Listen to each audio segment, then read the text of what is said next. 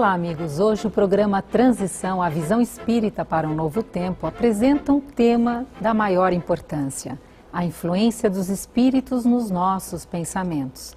Para abordar esse tema tão importante, o nosso querido orador, divulgador da doutrina espírita, nosso querido Divaldo Pereira Franco. Obrigada pela tua presença, Divaldo. E sobre esse tema, se os espíritos influenciam nos nossos pensamentos, a pergunta que eu te faço: há espíritos, Divaldo? Sem dúvida. Allan Kardec, aliás, no capítulo 1º de O Livro dos Médiuns, faz essa interrogação. É uma análise a respeito da sobrevivência da vida, a disjunção molecular do corpo material. Depois que ele faz essa interrogação, ele conclui que sim, porque os fatos históricos, sociológicos, de toda a tradição da humanidade confirma: a morte não é o termo da vida, é uma porta que se abre na direção da vida. Existem sim os espíritos. E se eles existem, eles interferem nos nossos pensamentos? Antes de você responder, nós vamos saber o que o povo pensa a respeito desse tema, o pensamento, a influência dos espíritos no nosso pensamento. Você acredita que os espíritos influenciam na nossa vida? Eu acredito que sim. Vai da cada um como acredita, da forma que acredita, né? Se for espírito mesmo, assim, não influencia pelo fato que a gente não tem contato muito com eles. Eu acredito que não. Não acredito em espírito. Morreu, já era. A minha religião acredita que sim. Que existe... não sei, fala muito de espíritos obsessores, que a gente vem com isso e tem que passar essa vida com eles. Então eu acredito. Porque quando a gente reza para as almas, a gente acredita que elas podem fazer alguma coisa. Então eu acredito sim. Não sou espiritualista, sou católica, mas não praticante, mas eu acredito sim. É curioso notar que ainda Allan Kardec fez exatamente a mesma pergunta. Interferem os espíritos em nossos pensamentos, palavras e atos? E os espíritos responderam: mais do que supondes, a ponto de que somos nós que vos conduzimos. Numa resposta sintética, poderia dar a ideia de que nós somos marionetes e de que os espíritos nos manipulam. Não é exatamente assim. Mas eles deixaram perceber que, em face das nossas vibrações, da nossa conduta, dos nossos pensamentos, atraímos espíritos semelhantes. E então eles nos influenciam, inspiram-nos, seja para o bem, seja para o mal. E em determinados momentos essa influência torna-se poderosa, levando-nos às palavras, conduzindo-nos aos atos. Em realidade, os espíritos interferem bastante em nossos pensamentos. E de que forma eles penetram nos nossos pensamentos, Divaldo? Através dessa lei de afinidades. Dize-me com quem andas, eu te direi quem és. Aqui nós diríamos: dize-me quem és, eu te direi com quem andas. Em face dessa nossa conduta mental, os hábitos, tanto de natureza mental como de natureza comportamental, atraem espíritos na mesma faixa vibratória. E em face disso há um tipo de telepatia. Eles mandam essas vibrações em ondas e nós captamos.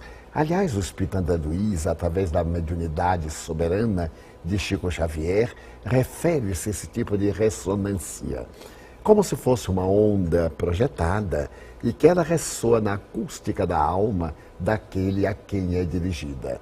Lentamente chega a primeira ideia, depois nós começamos a pensar na ideia e em breve daquele monólogo estabelecemos um diálogo, o que pode levar, quando se tratam de espíritos perturbadores ou maus, a transtorno de conduta, a obsessão. E quando se trata de espíritos familiares, amigos, espíritos nobres, guias da criatura humana, levar-nos aos grandes ideais. E, Divaldo, como então, no dia a dia, no cotidiano, como separar, como saber quando o pensamento é meu ou quando ele vem de um espírito? Se nós estamos tranquilos e começamos a reflexionar, é naturalmente um pensamento do próprio indivíduo. Mas às vezes nós estamos pensando uma coisa curiosamente tranquila e há uma interferência, como que dispara uma flecha mental e aquilo interfere. É um pensamento perturbador. Outras vezes estamos numa angústia, E de repente veio uma calma e logo uma ideia tranquila. Allan Kardec, abordando a questão, refere-se que muitas vezes em nossos conflitos estamos em dúvidas ante uma decisão e não sabemos quando o pensamento é nosso ou quando ele é inspirado. Então Allan Kardec sugere que nós oremos, procuremos um estado de paz. E o primeiro pensamento, nós procuremos segui-lo, porque é um pensamento inspirado. Divaldo, por que é importante nós sabermos distinguir, nós sabemos diferenciar quando um pensamento é nosso e não é? Para podermos adquirir a nossa própria identidade. Através da nossa auto-identificação, nós conhecemos o nosso caráter, os nossos valores, as nossas possibilidades. E poderemos também administrar essa interferência, não permitindo que os pensamentos perniciosos terminem por tornar-nos pessoas amargas, pessoas prevenidas, armadas umas contra as outras, ou em estados depressivos, angustiantes, melancólicos. Nem também no estado de exaltação, de uma euforia, que nada tem a ver com o nosso estado psicológico, transmitida por espíritos frívolos. É muito importante sabermos quando o pensamento é nosso ou quando ele vem de algum ser espiritual. E através de que tipo de pensamento nós podemos saber se esse espírito é bom ou mau?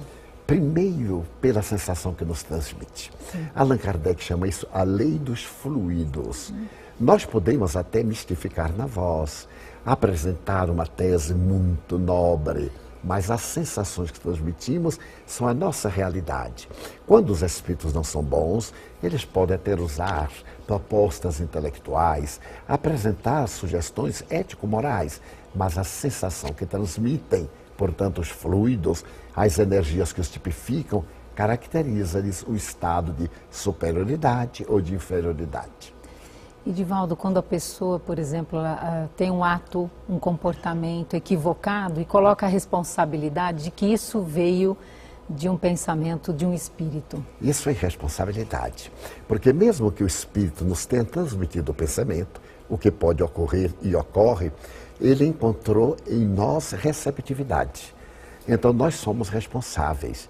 Deveremos sempre assumir a responsabilidade dos nossos atos, da nossa conduta verbal e também do direcionamento mental. Já que nós sabemos que eles interferem em nossas vidas, vamos manter uma postura ética, uma conduta saudável, porque desta maneira nós podemos comportar-nos muito bem.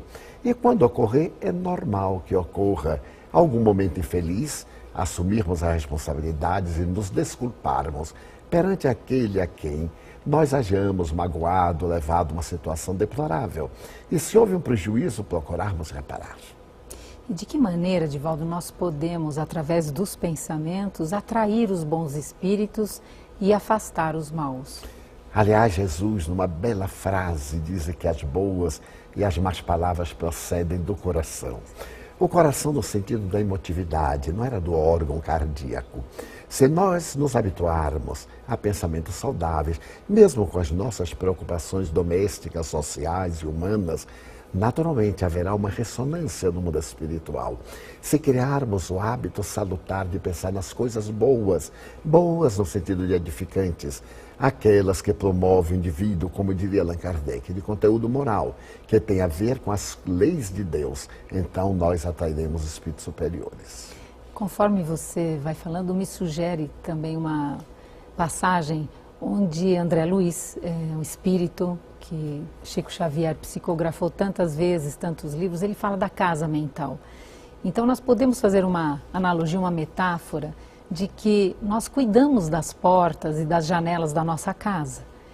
E na casa mental é importante fazermos a mesma coisa, cuidarmos das portas e das janelas. Exatamente. Porque você não abre a porta para estranhos ou pessoas que querem invadir ou que querem dificultar ou trazer algum prejuízo. E porque às vezes abrimos as portas e as janelas mentais para que entrem esses pensamentos? Por negligência, por acomodação, até pelo ato da rebeldia. Jesus refere-se praticamente a isso. Quando o espírito mau perturba o indivíduo e ele resolve por mudar de conduta a vítima, o espírito mau sai e vai buscar 7. Se encontra a casa, aí está.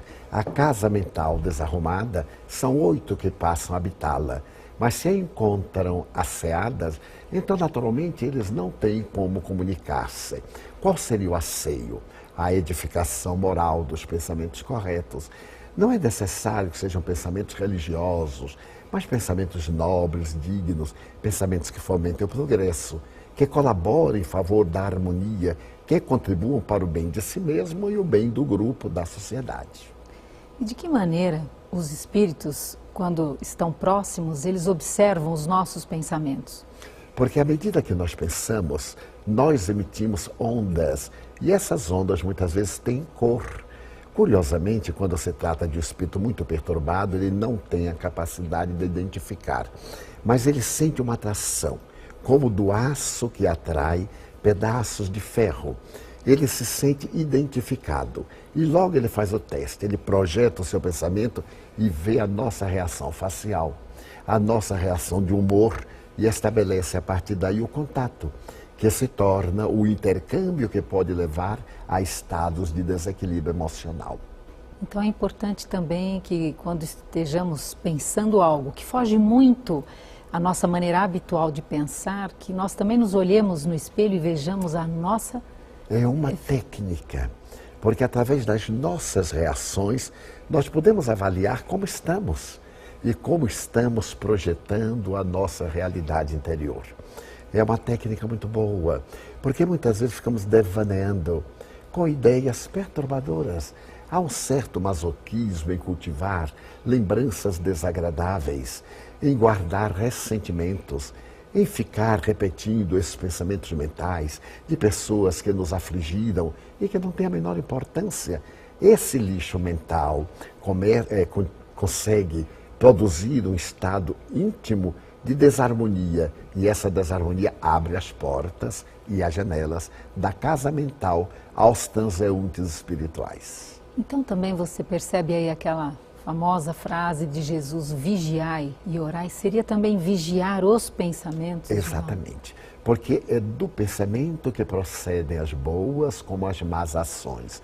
Nós somos aquilo que pensamos. Na área da saúde, por exemplo, toda pessoa que se permite o luxo de cultivar ideias deprimentes está sempre doente. Enquanto que aqueles indivíduos que pensam nos estados saudáveis, mesmo quando doentes, ou melhor, com doenças, não são doentes. Então, o pensamento é fator essencial para a vida feliz, desastrada ou uma vida rica de perturbações. Eu estive com você num seminário importante para mim, foi muito importante, de 3 dias aqui em São Paulo, onde você falou sobre o perdão e o auto-perdão. E essa questão, né, do espelho, de se olhar, parece que você também passou por uma experiência que você ficou horas, enquanto, através do pensamento, você não encontrou a origem de uma questão que você buscava. Exatamente. E depois de então o pensamento, da mesma forma, ele pode nos auxiliar a encontrar a causa de questões, Divaldo? Porque o pensamento em si é como a eletricidade, é neutro. A eletricidade que fulmina o indivíduo é a mesma que faz o coração disparar e recuperar-se. Assim o pensamento.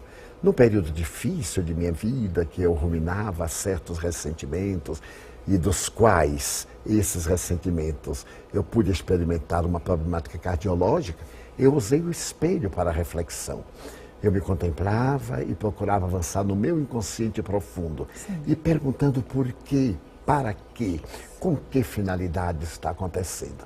E como estava no arquivo do meu inconsciente, à medida que eu me fui abstraindo do problema em si, eu encontrei as causas, os mecanismos, as respostas e libertei-me completamente. E nesse campo também os espíritos nos assistem, quando temos essa intenção de buscar em nós as origens ou do desequilíbrio ou da desarmonia, também temos aí a presença mental dos amigos espirituais no nosso pensamento. Sem a menor sombra de dúvida, porque o amor que esses espíritos nobres nutrem por nós é tão grande que toda vez quando nós lhes ensejamos uma oportunidade, eles acercam-se, nos inspiram-nos e conduzem-nos. Daí a resposta deles a Allan Kardec: mais do que imaginais, a ponto de que somos nós que vos conduzimos. Eles nos induzem.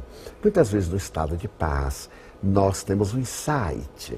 Este insight, essa iluminação, é a presença de um espírito bom, dando-nos uma ideia oportuna, que nós poderemos aplicar na primeira oportunidade. Então, os bons espíritos estão sempre conosco. É da tradição religiosa o anjo da guarda.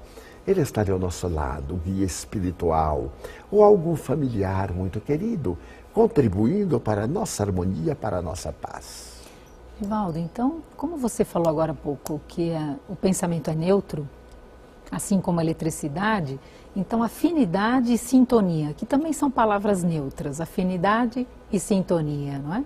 E hoje o tema, a influência dos espíritos nos nossos pensamentos. Deixamos uma pergunta no ar a respeito da afinidade e a sintonia. Como o professor Divaldo já nos disse antes, a eletricidade é neutra, assim como o pensamento também, e é uma questão de afinidade e sintonia conosco mesmo e essa influência dos espíritos. Como você vê essas duas questões, Divaldo? De acordo com o emocional, nós temos a faculdade de emitir os sentimentos, muitas vezes sem nos darmos conta. E como existem espíritos em faixas vibratórias equivalentes, ao captá-las, eles acercam-se. Chamaremos isso de uma afinidade emocional, ou de uma sintonia de natureza vibratória. Todos nós temos esse tipo de sintonia. Identificamos-nos com aqueles que são parecidos conosco. Identificamos-nos nos ideais, nas profissões, nos sentimentos, nos relacionamentos. Assim também no mundo espiritual ocorre o mesmo fenômeno. Isto porque os espíritos nada mais são do que as almas dos indivíduos que viveram na Terra, despojados do corpo material. O seu caráter, a sua emoção, a sua conduta é a mesma. Porque o fascinante é que a morte não modifica a ninguém. Cada qual morre ou desencarna conforme viveu e prossegue com sua antiera.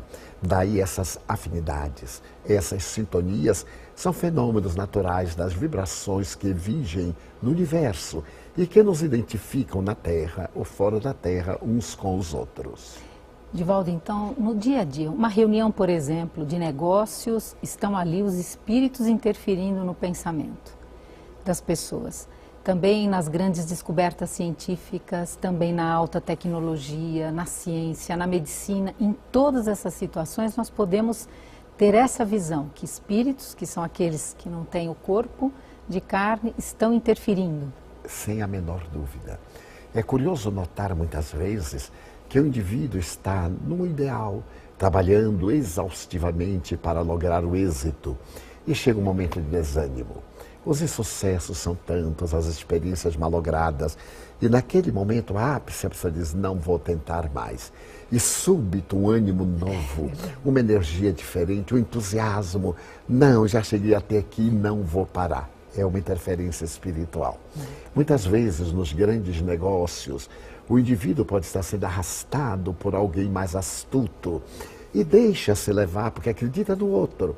E súbito, em face da sua vida superior, de conduta nobre, ele para e diz algo, parece que não está bem. Ele pressente. Este pressentimento é uma intuição, é uma interferência de um espírito bom na sua vida. Como também no sentido oposto. A pessoa está em paz e de repente chega-lhe uma ideia tão perturbadora que ele tira a tranquilidade e ele começa agora a ruminar pensamentos que são muito destrutivos. E aquela alegria e a paz de que ele se encontrava possuído cede lugar a um transtorno, interferência de um pensamento espiritual negativo. E nesse caso, Divaldo, a oração, a prece, qual é a importância que tem nesse momento? É uma importância relevante, porque é terapêutico. Se neste momento que vamos escorregando, dissemos, meu Deus, e dermos o nosso grito silencioso, falarmos com Deus. As pessoas sempre pensam que orar é deter-se em palavras repetitivas, em monólogos exaustivos sem a contribuição do coração. No entanto, no momento deste, nós damos um grito à divindade, meu Deus, ajude-me. E mudamos a paisagem mental, o direcionamento da nossa aspiração. Logo, aquela neblina que nos perturbava cede lugar ao sol da paz. E nós voltamos à harmonia, levantamo-nos E até dizemos, ufa, que coisa curiosa, como eu estava derrapando na direção de uma coisa desagradável. A oração é preventiva. Ela é, portanto, uma terapêutica especial para prevenir males e é também curativa. Mesmo quando se instala o processo negativo, um processo morbífico, a oração contribui maravilhosamente para o refazimento de forças. E o indivíduo se restaura porque ele vincula-se a Deus.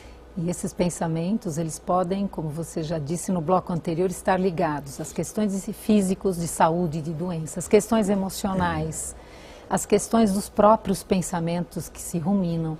E eu fiquei pensando, Divaldo, que nós aprendemos a evolução da Terra. Primeiro aparecem os minerais, depois vêm os vegetais, os animais, o homem e o que de mais avançado até o momento no homem, a mente e os pensamentos, não é? E as pessoas não param para se perguntar o que vem depois nessa evolução. Exatamente. Vem a intuição, o estado de vinculação psíquica com o cosmo. Um dos grandes terapeutas neuronais, o Dr. Robert de Rops, que foi discípulo de Pedro Ouspensky, que foi discípulo de Gurdjieff, dizia que na criatura humana há um estágio de consciência. Ele dizia que era o 5º nível de consciência, a consciência cósmica. Sim. Nós vamos encontrar isso aqui na Terra. O apóstolo Paulo, em determinado momento, dizia, não sou eu quem vive, é Cristo.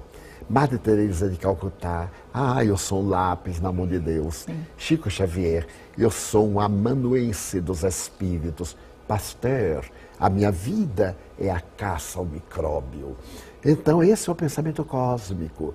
Nós saímos do raciocínio extraordinário, da razão de natureza horizontal, para alcançar agora a grande vertical do pensamento divino. É o período da intuição, em que a verbalização escrita, o oral, cede lugar à onda do pensamento. E que dizer aqueles, Divaldo, que colocam a culpa em Deus pelos pensamentos? Como Deus permite que os maus espíritos possam atrapalhar os meus pensamentos, Divaldo? Da mesma forma que permite que os bons possam contribuir em favor dos pensamentos saudáveis. Deus estabelece leis de harmonia. A nossa opção pessoal, o livre-arbítrio, é que vai de encontro com aquilo que pode nos acontecer de bom ou de mal. Quem é que não sabe que os maus pensamentos corrompem os sentimentos? Todos sabemos, pelo óbvio, que podemos esperar do pântano, senão podridão, miasma e morte. Porque optamos pelo pântano ao invés do jardim. Se nós buscarmos o jardim da paz, dos pensamentos saudáveis, é claro que teremos perfume. Mas se nós cultivarmos cadáveres mentais, ressentimentos, estaremos no pântano. Dir-se-á. Mas nem sempre se pode estar do bom humor. Mas é lógico, nem sempre. Por isso mesmo que toda vez quando saímos do bom humor, percatemo-nos. Transitemos pelo momento difícil e voltemos às nossas origens. Então isso é muito saudável. Voltando, porque vem ao meu pensamento a lembrança desse seminário que estivemos juntos e eu gostei muito quando você na época disse que quando vier um pensamento ou um sentimento, tenha, mas não mantenha. Exatamente. Porque é uma maneira também de você não rechaçar. Então ele vem, porque muitas vezes no dia a dia, você acabou de falar, uma contrariedade, exato, uma dificuldade, filhos, trabalho, casa, relacionamento, cônjuge, mãe, pai. E então, assim, estamos aqui com um pensamento tão elevado, tão sereno, o tempo todo, 100% do tempo? Não, mas quando você disse deu essa resposta a uma pergunta que te fizeram, aqui também se pode aplicar. Se um pensamento vem, ter um pensamento é uma coisa, mantê-lo é outra. Ainda diria mais. As pessoas me perguntam, mas quando eu tenho um mau pensamento, o que fazer? Já que a pessoa não pode deixar de pensar, toda vez que tiver um pensamento perturbador, negativo, substitua-o por um pensamento bom e positivo. Se a questão é pensar, pense no bem, pense no ideal, pense naquilo que produz frutos sazonados, ao invés de ficar sempre com os pensamentos pessimistas, aqueles que levam ao desequilíbrio e ao mal-estar. E fizeram uma pesquisa há pouco tempo com relação aos pensamentos, esses perturbadores, onde eu fico com medo que me aconteçam coisas ruins, ao longo de muitos anos, acho que foi uma pesquisa de 20, 30 anos, e se chegou à conclusão que 90% ou mais não acontecem. Então, olha quanto gasto, você falou em energia, em eletricidade, quanto se gasta em pensamentos temerosos que não ocorrem. Então, como você disse, quando vem um pensamento, então substitua. Exatamente. Os psicólogos americanos fizeram uma enquete muito curiosa e constataram que por dia, uma pessoa normal tem 95 mil pensamentos. É essa mesmo. 90 mil inúteis. Lixo mental. E nós ficamos cultivando aquele lixo mental com certo entusiasmo. E há pessoas que afivelam a máscara do sofrimento e da miséria moral para provocar compaixão e ressumam somente doença, morbo, desequilíbrio. Então, que esses 5 mil pensamentos, nós selecionemos alguns que sejam positivos. E, curiosamente, à medida que nos habituarmos aos bons pensamentos, criamos também um condicionamento. E eles fazem-se automaticamente, repetem-se automaticamente. Como psicóloga, você sabe que se nós jogarmos no inconsciente ou vier do superconsciente uma ideia, e nós criarmos o hábito, repete-se. Então alguém me diz, mas o que é educar? Criar hábitos saudáveis, pensamentos saudáveis. Eles se repetem automaticamente e tornam-se uma segunda natureza. E lendo hoje pela manhã Joana de Ângeles, num dos seus livros, ela diz que de tanto enviar esses pensamentos para o subconsciente, chega uma hora, eles se concretizam, não é? Então, pensamentos positivos vão criando forma, porque existe a forma pensamento. Exatamente. O que é a forma pensamento, Divaldo? Essa onda que nós plasmamos com a força da nossa ideia. Então, construímos de maneira psíquica essas formas que mais tarde atacam-nos, porque passam a ser alimento da nossa mente. Tem uma obra fantástica de Rochester, Abadia dos Beneditinos, por Vera Krianovsky. Ele fala de um recanto na Espanha, um velho convento, onde indo-se, ia-se encontrar formas de pensamentos agressivos, esses miasmas, vibriões mentais, expressão muito comum no Espírito André Luiz, e que todos nós temos, mas também nós temos emissões superiores, que essas devemos cultivar para serem absorvidas. Então nós criamos a palavra psicosfera. Então, em torno de nós, a mente produz uma psicosfera que nos nutre e que também se irradia. Daí, pensai nas coisas lá do alto, disse o apóstolo. Divaldo, muito obrigada pela tua presença, por esses esclarecimentos tão importantes. E você, que está nos vendo e nos ouvindo, que possa se sentir estimulado a rever os seus pensamentos, a transformá-los, a dar-lhes forma para que a sua vida se transforme num jardim, como já foi colocado aqui, onde a espiritualidade encontre espaço para que a sua vida seja repleto de aromas e de perfumes. Até o próximo programa Transição, a visão espírita para um novo tempo.